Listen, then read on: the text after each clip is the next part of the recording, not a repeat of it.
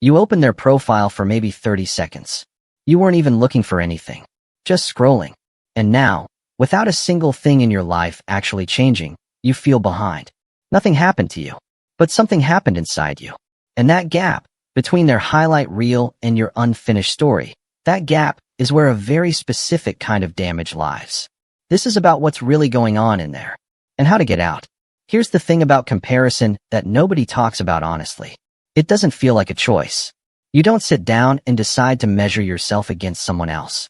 It just happens, faster than thought, faster than intention. 1 second you're fine. The next, you're calculating their age, their income, their relationship, their body, their confidence, how far ahead they seem, how far behind you suddenly feel. And the brutal part? You almost always pick the wrong person to compare yourself to. Not someone on a similar path. Not someone who started where you started. You pick the person furthest ahead, the one with the most visible wins, and you use them as the benchmark for what your life should look like right now. Your brain didn't do this randomly. Social comparison is one of the oldest functions of the human mind. For most of human history, your tribe was your survival. Knowing where you stood relative to others, who had more resources, more status, more allies, that information kept you alive. The problem is that the tribe used to be 30 people. People you knew. People in your actual context. Now the tribe is 8 billion people, algorithmically curated to show you the most impressive version of every life except your own. The mechanism didn't break. The environment it was built for no longer exists. And so here you are, a brain designed to track social standing in a small village, being asked to process the filtered peak moments of millions of strangers, and somehow not feel inadequate. That's not a you problem. That's a mismatch problem. But knowing that doesn't make it stop. So let's go deeper. There's a cost to chronic comparison that goes beyond feeling bad in the moment. It hijacks your timeline. When you're constantly measuring your chapter 3 against someone else's chapter 20, you don't just feel behind. You start making decisions based on that feeling. You rush. You skip steps.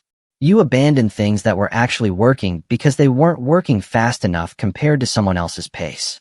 You end up living someone else's urgency instead of your own direction. And there's something even more corrosive underneath that. Comparison quietly convinces you that your growth only counts if it's visible, if it's impressive by someone else's standard, if it looks a certain way by a certain age. So the progress you're actually making, the slow, real, compounding kind, starts to feel worthless. Not because it is, but because it doesn't photograph well. Think about the last time you made real progress on something that mattered to you. Not posted it, not announced it, just made it, moved forward, quietly got better at something. Did it feel like enough in that moment? Or did some part of your brain immediately search for a comparison point to validate whether it actually counted? That reflex, that need for external calibration before you allow yourself to feel good about what you did, that's the trap. Not the comparing itself, the outsourcing of your own self-assessment. So how do you actually break this? Not suppress it, break it. The first move is the most counterintuitive one. Stop trying to stop comparing. The more you tell yourself not to compare, the more cognitively present comparison becomes. You can't think about not thinking about something. What you resist persists, and in this case, it persists loudly. Instead, redirect the comparison to the only person where the data is actually meaningful, yourself. Not in a vague motivational sense, literally. Keep a record, not of your goals, of your distance traveled, where you were 6 months ago, what you couldn't do last year that you can do now, what problems consumed you 12 months back that are now solved. This matters because comparison to others is always distorted. You're seeing their surface, never their process, never their cost. But comparison to your past self is clean data. It's the only apples-to-apples measurement that actually exists. The second move is learning to tolerate other people's wins without making them mean something about yours. This sounds simple. It is not. Someone else getting the thing you want doesn't reduce your odds of getting it, unless you're in a zero-sum game, which most meaningful life goals are not. Their promotion doesn't take a promotion from you. Their relationship doesn't remove yours from the board. Their success is not evidence of your failure. But the brain treats it that way. So you have to consciously, deliberately interrupt that equation every time it forms. They got theirs. I'm building mine. These are not competing facts. Say it until it stops feeling like a lie. The third move, and this is the long game, is building what psychologists call intrinsic motivation, the kind that runs on internal fuel, not external validation. The clearest sign you've lost it. You stop doing the work when nobody's watching, when it won't be seen, when the result won't be impressive to anyone yet. The clearest sign you've rebuilt it. You do the work anyway. Not because it looks good, but because it's yours, and it matters, and you said you would. That shift doesn't happen overnight, but it happens one decision at a time. Every time you choose depth over display.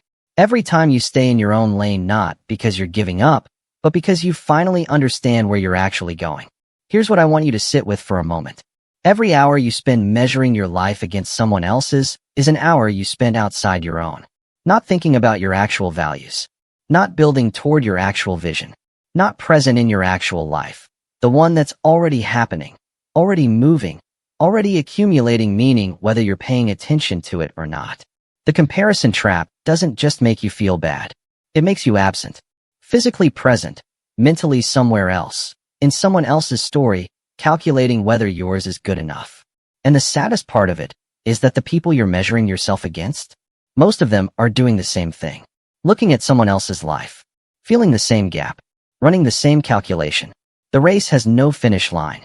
The scoreboard never resets. And nobody ever wins. They just get tired. The way out isn't to stop caring about growth. It's to stop letting someone else define what growth looks like for you. Your path has a shape that only makes sense from inside it. It doesn't look impressive from the outside at every stage. It's not supposed to. Most of the most important growth in your life will be invisible to everyone except you. And that invisibility is not failure. It's just the part of the journey that hasn't been written about yet. So here's what I want you to try this week. Once a day, just once, catch the moment you start measuring yourself against someone else. Don't fight it. Just notice it. Name it out loud if you have to. There's the comparison again. Then ask, what would I be doing right now if I had no idea what anyone else was doing? That answer, that's your direction. Not a destination. Not a milestone. Just the next step that's actually yours. The trap only holds as long as you keep checking the scoreboard. The moment you stop, really stop, you'll notice something strange. There's a lot more room in your own life than you thought. If this pulled something loose in you, save it. You'll want to come back to this one. See you in the next one.